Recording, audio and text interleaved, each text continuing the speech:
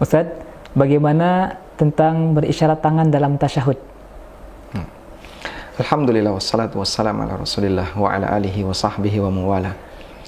Mengenai tata cara berisyarat dengan jari pada waktu tasyahud, itu ada beberapa versi riwayat yang dijelaskan oleh para sahabat. Jadi para sahabat mereka itu menjelaskan tentang bagaimana sholatnya Nabi SAW dengan sangat detail. Sampai gerakan-gerakan minor, gerakan-gerakan yang kecil, itu mereka ceritakan. Sampai bagaimana Nabi SAW berisyarat ketika beliau tasyahud, itu beliau diceritakan oleh para sahabat. Di antara versi yang sangat ma'ruf berkaitan dengan bagaimana cara tasyahud atau cara isyarat ketika tasyahud, yang pertama adalah hadis dari Ibnu Umar radhiyallahu anhu. Hadis ini riwayat Muslim. Ibnu Umar menceritakan, wa qabada asabi'ahu kullaha. Nabi SAW menggenggam semua jarinya. Thumma rafa'a bi isbi'ihi allati talil ifham. Kemudian beliau berisyarat dengan jari setelah jempol. Allati talil ibham, jari setelah jempol maksudnya adalah jari telunjuk. Sehingga berdasarkan penjelasan versi Ibnu Umar, maka isyarat telunjuk ketika tasyahud adalah genggam semua jari, kemudian lepaskan satu, yaitu jari telunjuk. Dan hadis ini riwayat Muslim. Versi yang kedua disampaikan oleh sahabat Wa'il bin Hujr radhiyallahu anhu. Sahabat Wa'il bin Hujr, beliau pernah melihat bagaimana cara Nabi SAW salat, dan itu kesengajaan yang dilakukan oleh Wa'il. Beliau ingin mengetahui dengan detail bagaimana Rasulullah SAW ketika salat. Sampai dijelaskan oleh Wa'il dengan detail. Kemudian di bagian akhir kepada waktu Nabi SAW duduk tasyahud, kata Wa'il, wa qabada bi usbu'aihi. Nabi SAW melipat dua jarinya, menggenggamkan dua jarinya. Thumma halaqah halaqatan. Kemudian beliau membuat lingkaran. Wa asyara bi isbi'ihi as-sababah. Kemudian Nabi SAW berisyarat dengan jari telunjuknya. Sehingga kurang lebih seperti ini. Ini dalam versi keterangan Wa'il bin Hujr yang diriwayatkan oleh An-Nasa'i. Sehingga orang ketika tasyahud lalu dia berisyarat dengan jarinya seperti ini boleh, seperti ini juga boleh. Dua-duanya sahih dari Nabi SAW. Baik, Ustaz, terkait tentang digerakkan atau tidak, bagaimana Ustaz? Soalnya kami mendapati ada yang menggerakkan, ada juga yang tidak menggerakkan. Berkaitan dengan posisi jari, apakah digerakkan ataukah tidak, memang dalam hal ini ada dua pendapat ulama. Dan perbedaan ini khususnya untuk hadis Wa'il bin Hujr. Karena di situ ada sebuah tambahan redaksi, yushiru wa yuharrikuhu. Nabi SAW berisyarat dan yuharrikuhu, dan beliau menggerakkannya.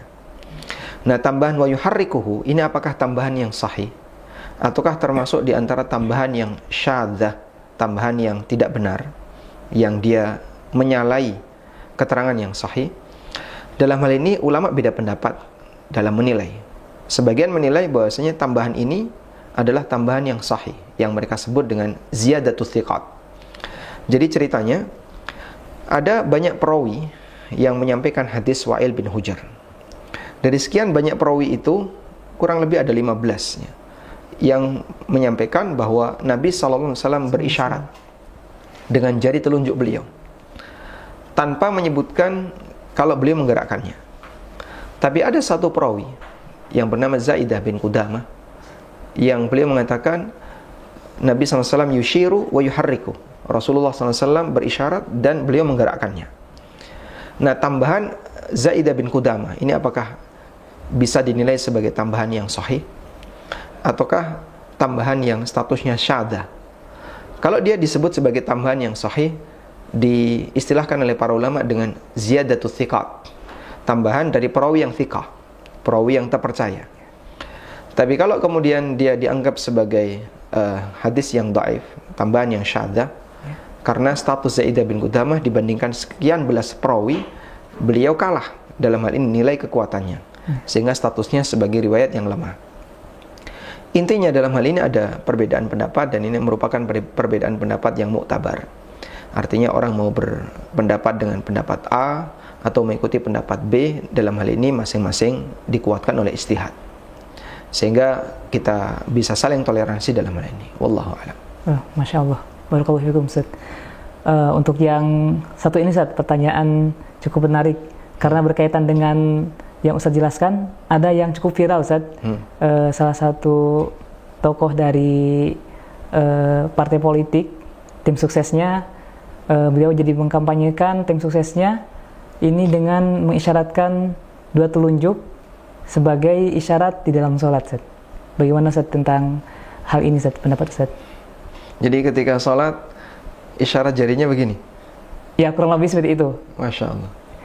Kenapa dia gini? Yang mengisyaratkan tentang mengkampanyekan ini, kampanye atas karena ada nomor 2 ya? Ya, ada nomor 2 Ustaz. Gitu. Baik, kita tidak sedang membahas masalah politik. Tapi bagaimana ketika ada orang yang menggunakan isyarat 2 jari pada waktu dia salat? Kejadian ini pernah dialami oleh sahabat Sa'ad bin Abi Waqqas, sebagaimana diriwayatkan oleh Abu Dawud dan yang lainnya. Sa'ad bin Abi Waqqas bercerita, "Marra 'alayya an-nabiy sallallahu alaihi wasallam wa ana ad'u bi usbu'ayya." Suatu ketika Nabi sallallahu alaihi wasallam ketemu dengan saya, dan waktu itu saya sedang berdoa dengan berisyarat 2 jari. Faqala an-nabiy sallallahu alaihi wasallam, lalu Nabi sallallahu alaihi wasallam mengingatkan, ahid wa asyara bis sababa. Kemudian Nabi sallallahu alaihi wasallam mengisyaratkan, gunakan satu telunjuk. Ahid maksudnya gunakan 1. Wa asyara bis sababa, lalu Nabi sallallahu alaihi wasallam berisyarat dengan as-sababa, dengan jari telunjuknya. Sehingga dalam hal ini praktek yang dilakukan oleh Sa'ad bin Abi Waqqas adalah praktek yang keliru, dan Nabi SAW mengoreksi. Oleh karena itu, kalau ada orang yang berisyarat dengan 2 jari telunjuknya ketika dia sholat atau di luar sholat saat berdoa, ini kita katakan salah.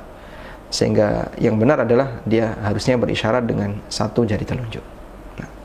Baik, kalau begitu hal yang seperti tadi yang dilakukan oleh tim sukses tadi termasuk istihza atau bercanda dalam agama Ustaz? Ada banyak kemungkinan. Kalau kasus yang dialami oleh Sa'ad bin Abi Waqqas itu beliau lakukan dengan serius, sehingga tidak ada maksud bercanda, tidak ada maksud bergurau, tapi beliau lakukan dengan serius.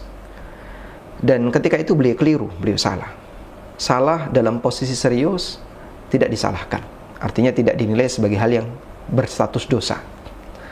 Tapi kalau ada orang yang sengaja bergaya salah, padahal dia tahu yang benar seperti apa, kemudian dia sengaja bergaya salah dengan maksud untuk jadi bahan candaan, biar banyak orang ketawa-ketawa, banyak orang menganggap itu sebagai hal yang lelucon dan seterusnya. Kita perlu ingat bahwa Anda boleh membuat lelucon, tapi jangan nyinggung masalah agama. Karena kalau kemudian tema masalah agama dijadikan sebagai bahan lelucon, bahan candaan, konsekuensinya berat. Sebab ini masuk dalam istihza biddin, memperolok-olok agama. Bahasa kita ya pelecehan terhadap agama. Sehingga seharusnya kita hindari praktek kayak gini. Anda silahkan membuat kelakar, membuat lelucon dalam urusan dunia, dalam urusan yang tidak ada hubungannya dengan agama. Tapi kalau sudah berhubungan dengan agama, ini hal yang sakral, di mana orang sudah tidak boleh lagi untuk membuat lelucon di sana. Wallahu a'lam.